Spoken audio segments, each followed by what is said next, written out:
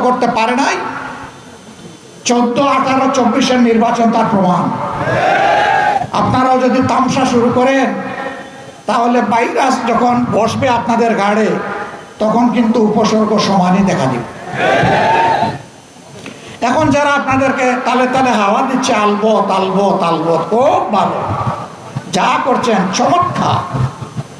এই বাতাস একদিন আপনাদেরকে বাতাসে উড়িয়ে নিয়ে যাবে।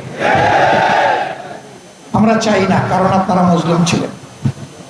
আমরা চাই আপনারা ঠিক পথে ফিরে আসুন, জনগণের রায় মেনে নিন, সংস্কার সাধন করুন, ফ্যাসিবাদের রাস্তা বন্ধ করুন, মানবিক এবং গণতান্ত্রিক বাংলাদেশের রাস্তা খুলে দিন।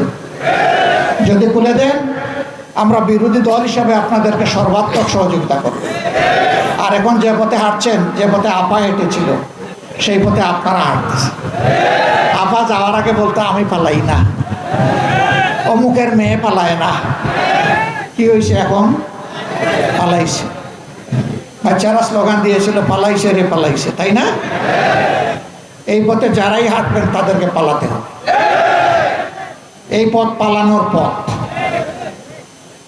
এই পথে হাঁটলে আপনি মক্কা যাইতে পারবেন না, আপনি দিল্লি চলে যাবেন।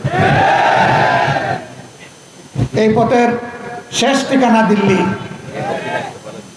এদেশের মানুষ দিল্লির খবরদারি বাংলাদেশের উপর চায় না। কোনো আধিপত্যবাদ মানব না, অপশক্তির কাছে মাথা নত করবো না। ইনশাআল্লাহ তাআলা আজিম মজবুত কদমে মাথা উঁচু করে যতদিন বেঁচে থাকবো মানুষ হিসাবে বেঁচে থাকতে চাই।